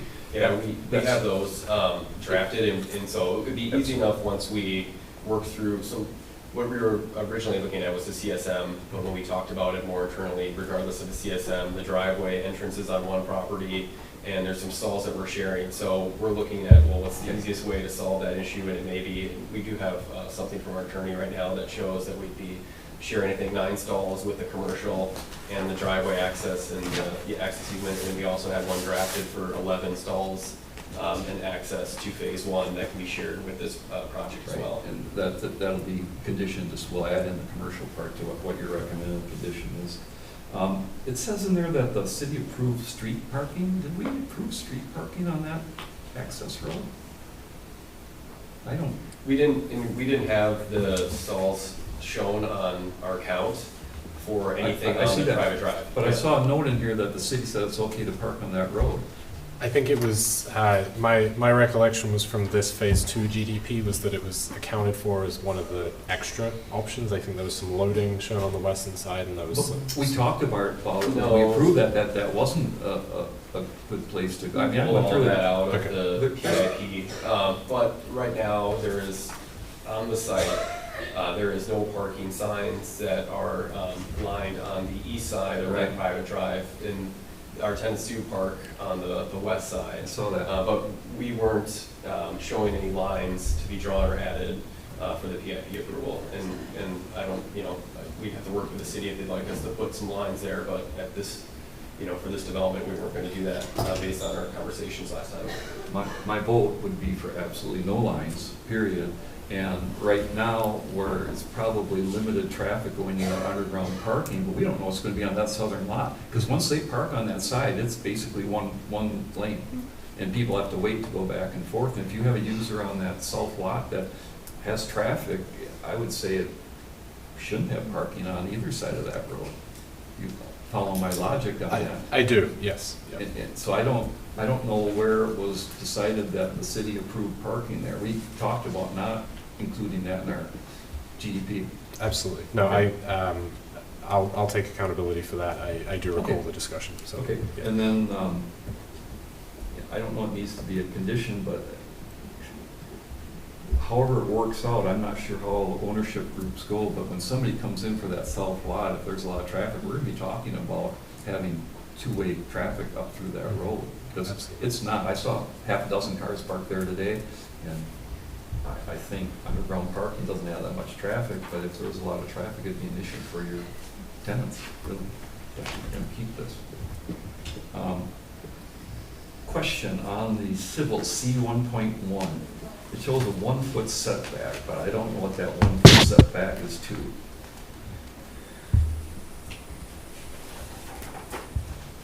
C 101? C 1.1. At the top of the property line for the gazebo? Yep, by the gazebo, and I'm assuming, hoping you don't mean that to the gazebo, but it looks like a gazebo set further back, because we wouldn't allow a gazebo with one up within a foot of the property line next to somebody else's property. So what is it a set, I have a guess what it is. I'm guessing it might be a setback to the retaining wall. Potentially, so I know we had the gazebo up further. It north at looks one like it. point. I just want to make it clear that we're not allowing a gazebo 1 foot up, because that wouldn't hit what we would do. Correct. No, the intention was that was That's further away. typically, we're at least 3 foot? 3 feet for accessory structures. Yeah, so just, I'm not, it wouldn't be, bitch me. It's 1 foot to the retaining wall and it's 3.5 feet to the gazebo. That's a great guess. Okay. You did a great job, I haven't toured it, but a lot of the commissioners did, of soundproofing the last building. Does this one have the same soundproofing? Yes. Yeah, the windows be the same, but the real thing that blocks us out is the continuous insulation that we have, the 1 inch insulation that we're putting on, the SIP system, and so that's worked out really, really well. I don't know what you did, but whatever you did, it seems like it really worked well. So, thanks. I agree with staff on the landscape comments. We need to have street trees. And please, do a better job. Have you looked at the street trees you put in with phase 1? Being generous, it's a 1 inch diameter tree, the one I measured, and most of them are dead, and the ones that were put in, half of them are right under the street lights where there's other areas. So we need to be a little more thoughtful and careful on the street trees. And then his other comments around the western facade, I agree with all those. It's a condition that you come back, staff approval, but I think, look at your street trees that you have. Can you address the question that was raised about the dumpster pickups for this building? That, I mean, they aren't gonna wheel them up 16% grade, so you talk to your waste haul handler and they can get down there, because the ones you'll have there he'll be able to wheel by hand, I assume. Yeah, they're typically 3-yard dumpsters on wheels. They Yeah. can wheel them to the door. The trash truck, actually in this instance versus the original phase 1, allows the truck to make the corner and approach it straight on. Yeah, perfect. Okay. Had to ask. And you said Doug, that all the parking lots, the intention, all the parking lots, everything's shown on here is being built with this phase, correct? Yeah, basically Okay. what we're doing is, and that would include, paving the turnaround, because right now it's gravel. Yeah. So that would be part of this project, and then putting in the, the parking lot and basically the concrete pad for the trash enclosure, but getting this site pad ready, whether that be, if we find someone that we want to build a suite, or we have someone who wants to come in and buy it, they'd be buying a parking lot that's already existing. Sure, and you're just staying back far enough to get in frost, so it's perfect.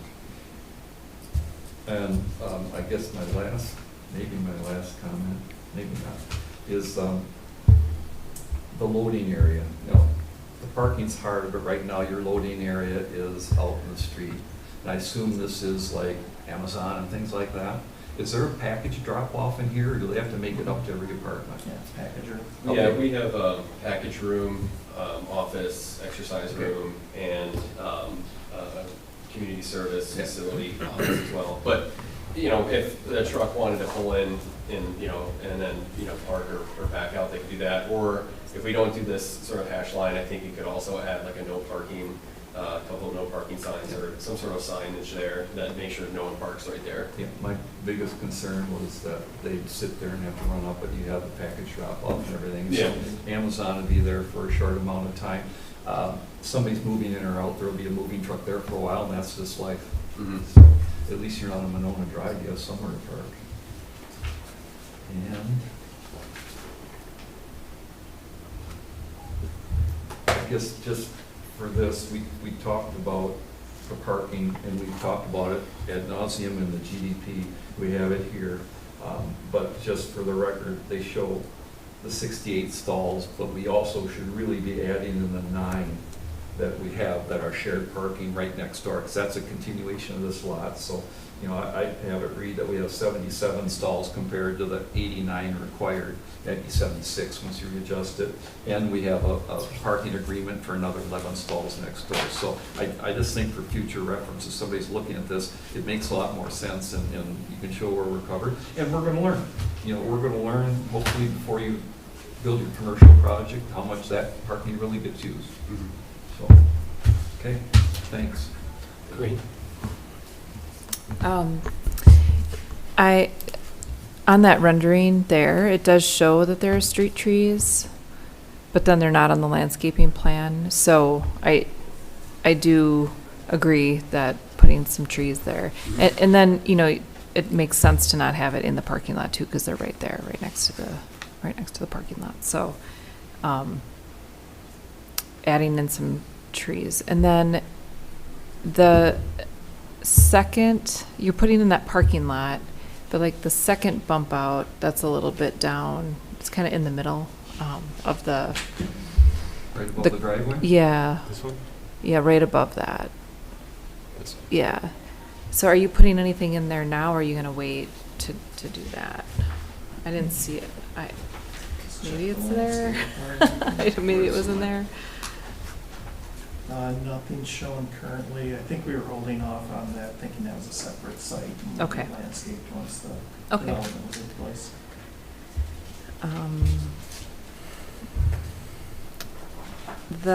And then on the site plan, it does show those street parking spots, and maybe that's where the confusion was, because there was a couple of sheets that do show Those the, will get removed. yeah. Okay. And then I just had a question about the first floor apartments. Some of them look like they have walkouts, and some of them have like a patio, kind of a, like a balcony railing. So is it a mixture of those different styles?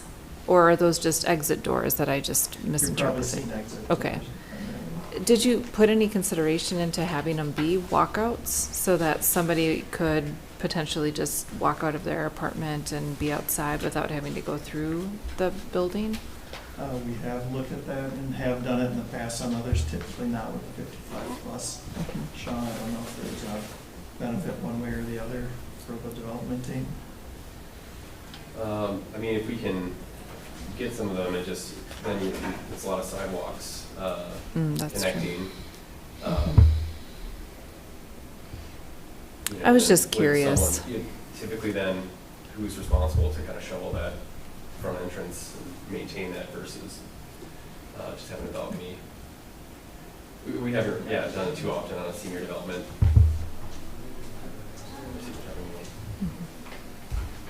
Plus with the building kind of pushed back now, a little bit further from the sidewalk, I think most of the time we see people wanting their enclosed space. They can put things out on their balcony and then arrange their living room and such with the larger patio door. Okay.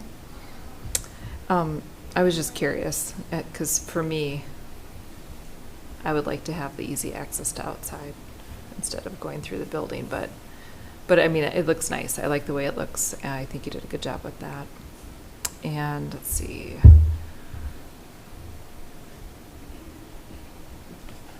I think that's it.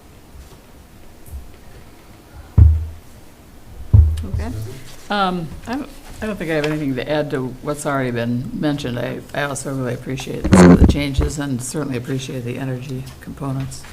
I did have just one clarifying question. When you talked about some of the shared amenities, the condition that you've proposed about maintaining the service coordinator for 30 years, were you, because your comment came up when that was mentioned, were you thinking that that could be shared between the two buildings, or are we talking one per building? I certainly see on the first floor plan here, the community services space that's already Yeah. allocated. I don't know if is that scalable across both buildings in terms of the services being for the additional number of units? It will be the same group Mhm. in terms of working with Lutheran Social Services to provide someone.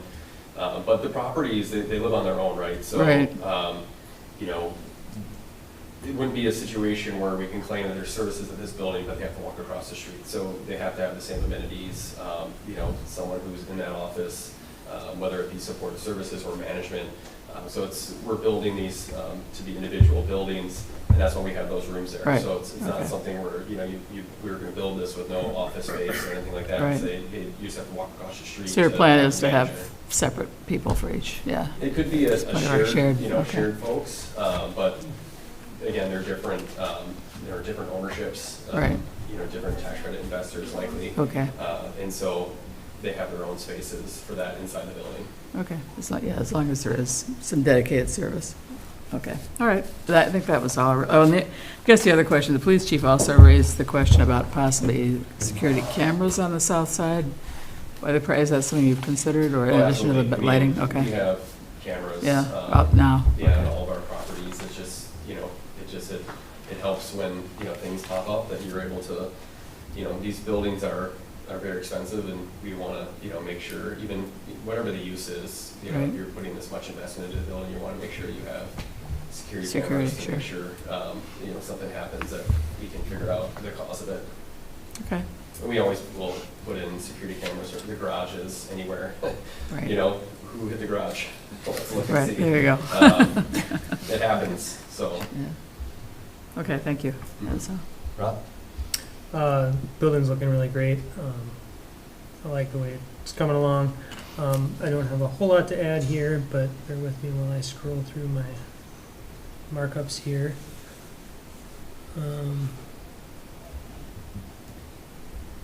On the underground parking entrance, it looks like fence is in order on that west side. It's like over a 5-foot drop over there. Maybe that was mentioned somewhere, but if not, I think that's something that should be added, hopefully something that complements the building. And What's interesting about that is we didn't have a fence there on the plans for the first phase, and we got out there and we're looking over the retaining wall, we're like, we need a fence here. And so, yeah, I mean, there's certainly, the fence will be there, especially as it, you know, goes around, you know, the bigger drop-offs, but just to make sure that when people are walking, that they don't fall into the underground parking area. yeah, that's the only spot I really saw is warranted. Talked about the trash enclosure.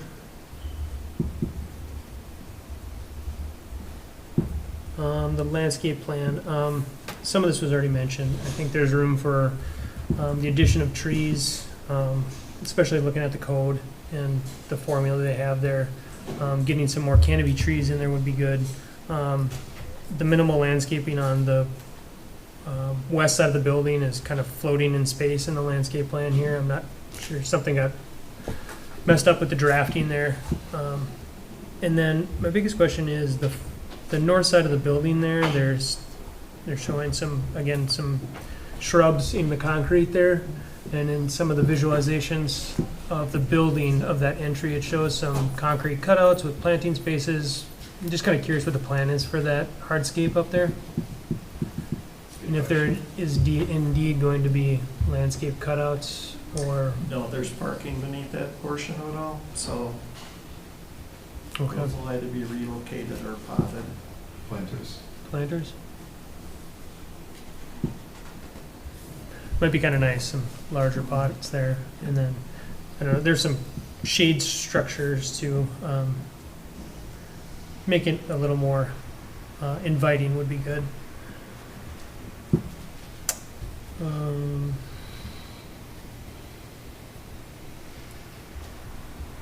I think that was my last comment, so everything else has been covered, so. Is there, Chris? Yeah, two things. I like your condition of an on-site manager, because maybe not, but there's always a possibility this property gets separated from the other one.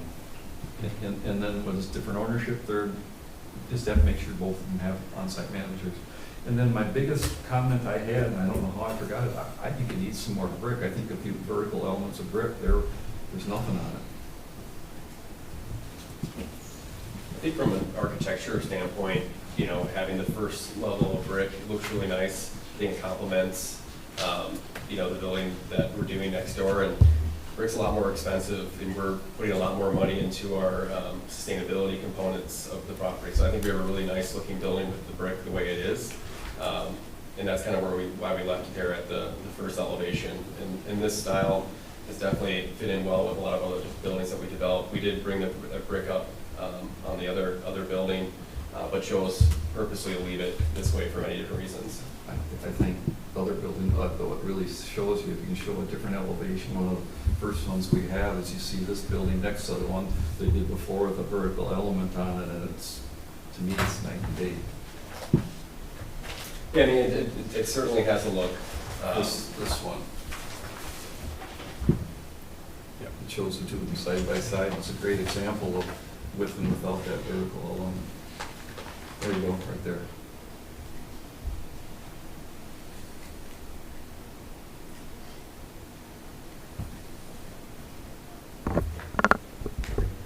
Great. I hear what you're saying, but I think it looks nice even without the vertical brick. So I don't have a concern. I wouldn't be in favor of a condition that adds more brick to the building. I don't know how the others feel. Patrick Moonrod. I would also agree. I don't think we need to add more brick to it. It's an affordable housing project. The idea is to have it be affordable, and there's lots of sustainability elements and other things that are being concentrated on that building, and I really don't think that any additional brick gives anything beneficial to the project. I tend to agree with Corinne and Patrick. I think bolstering up the landscape plan would do a lot, but I don't think it's necessary.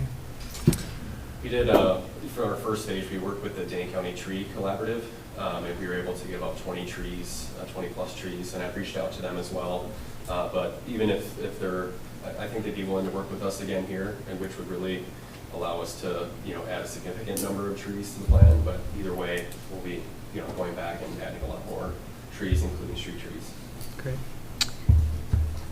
I did notice the lack of vertical brick also, and I guess I'm seeing it in another building that's going up. And while I like it, I do really appreciate all of the energy components you've added. I know that's more expensive, the added insulation.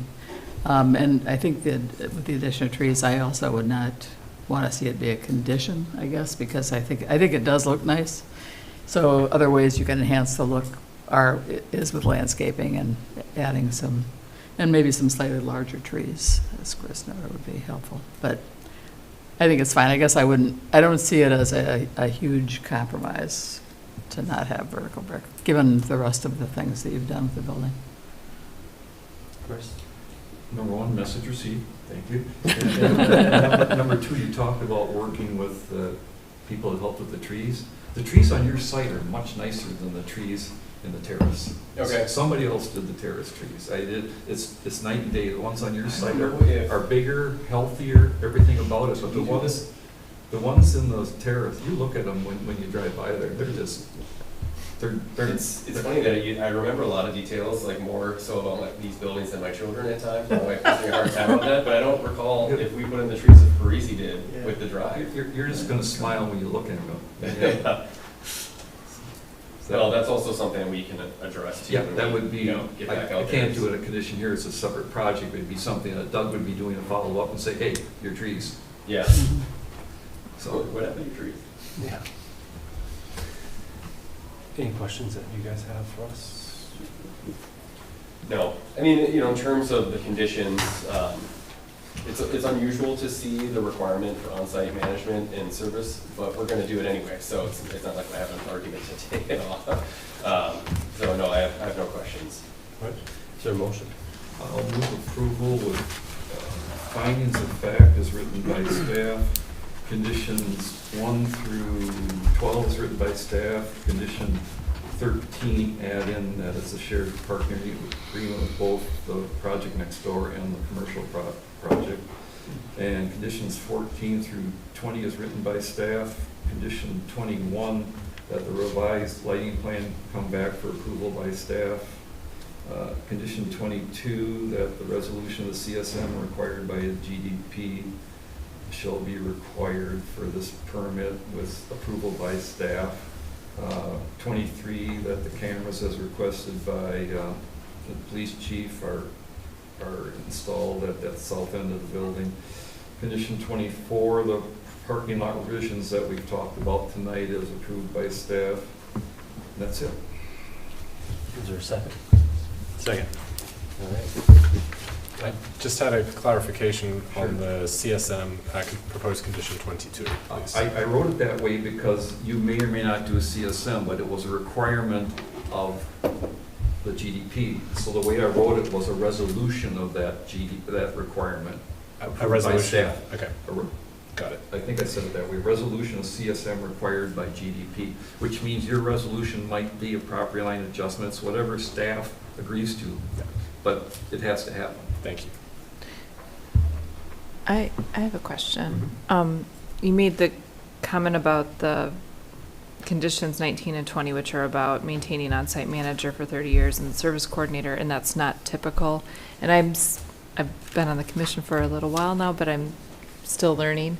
So why did you add these as conditions So this- specifically for this? This was, the language here mimics exactly the PIP for phase 1. Yeah, we Okay. did that at the We last did? time, and it was an Okay. amendment, because I think I made the amendment, because I was concerned about it, that there be a guarantee that someone would be there for 30 years, which I think is a WIDA thing anyway, isn't it? Well, I mean, yeah. I mean, but I just thought it was important to We would never maintain. have a building that doesn't have on-site management. I mean, Right, yeah.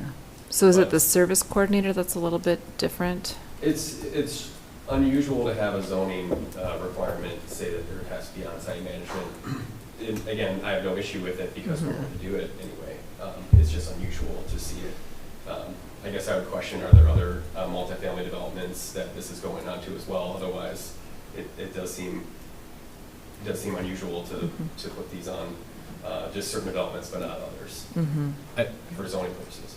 I'd certainly respond to that, the reasoning for this was really to mimic phase 1. You know, I looked at the PIP from that just to make sure elements were being covered and being included, and certainly seeing those, and my understanding was the WIDA requirement for that as well, to include that. But I would say honestly, as a matter of practice moving forward, we would expect that from our buildings as well. Certainly the on-site management. Yeah. The supportive services I think would be a different discussion, but the on-site management, absolutely.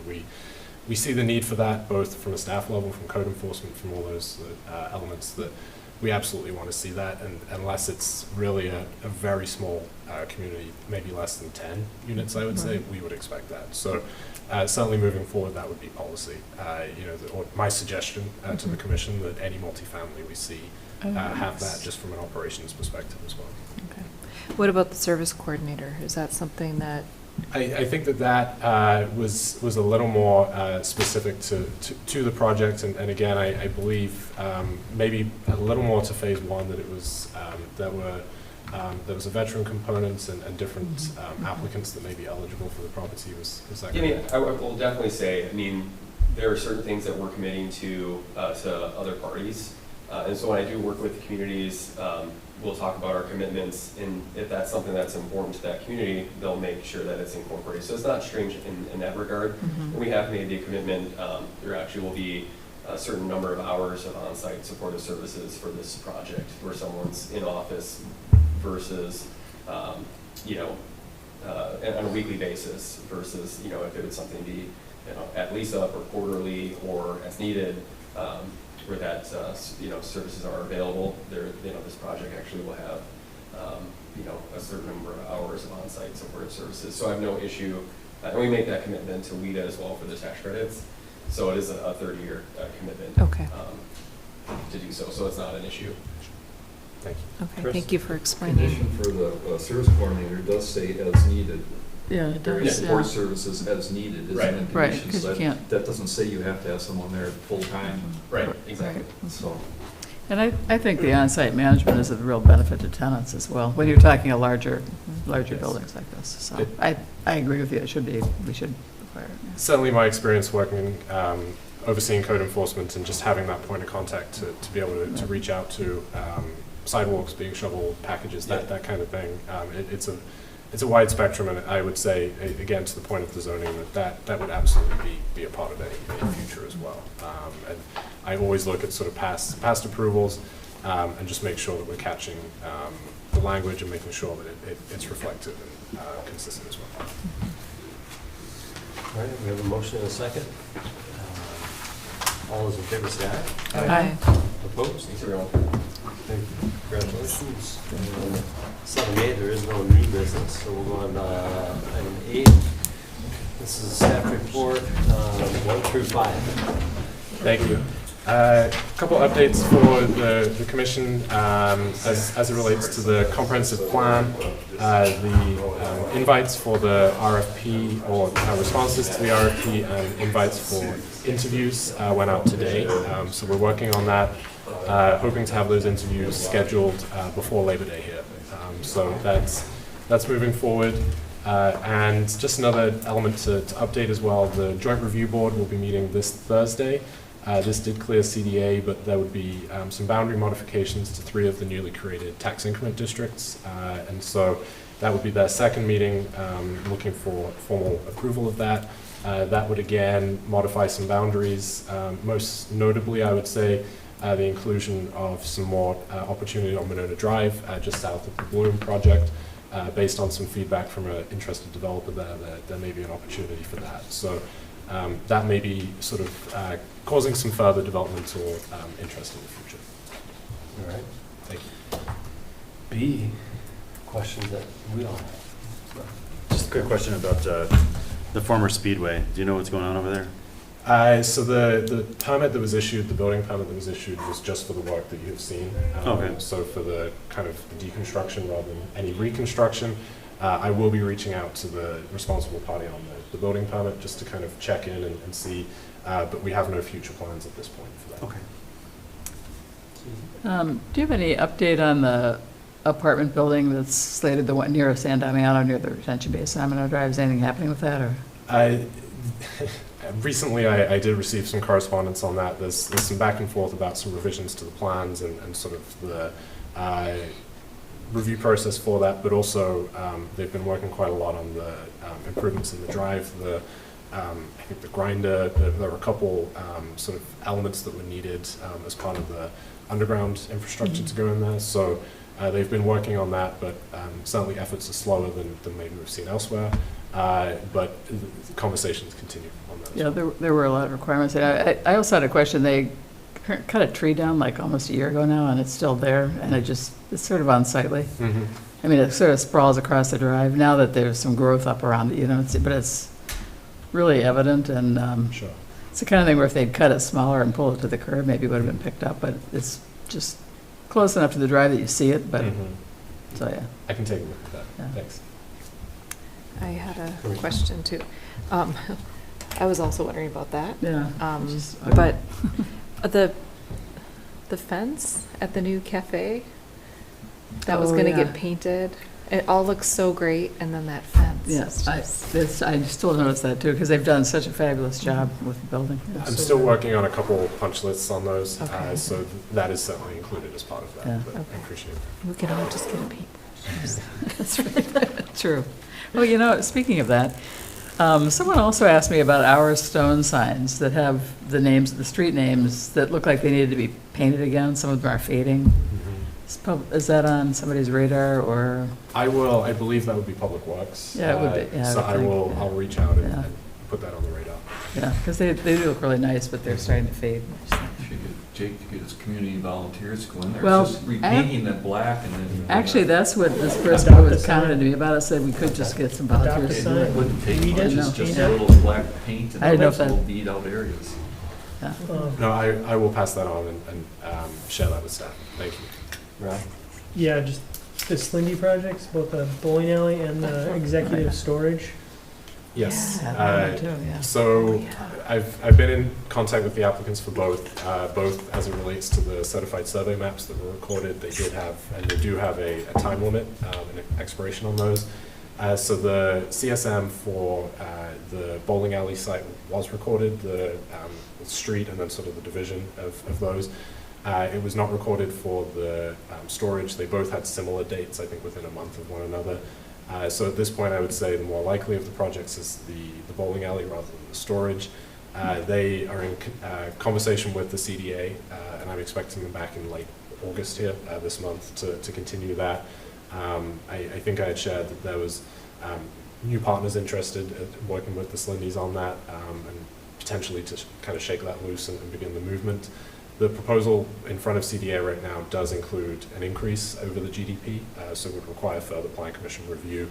But at this point, we sort of said, is this financially viable from the CDA perspective? If there's interest, we would bring it back to Plan Commission rather than the other way around. So at this point, they're discussing with CDA, and if there's interest there with sort of the terms, it is within a newly created tax increment district, so that there's possibility for support, but if the two parties are in agreement with the level of assistance on that, really. So both of them, sort of a little further away, I would say, but the more likely of the two would be the bowling alley. That'd be good. That'd be my priority. All right. And item 9 is a motion for adjournment. I'll move. For a second. Second? All right, all those in favor say aye. Aye. Opposed? All right, we are adjourned. Does anybody oppose adjournment? I've never seen it. What was that? Does anybody oppose adjournment? You did? I did. And then Eileen recorded it because it was May.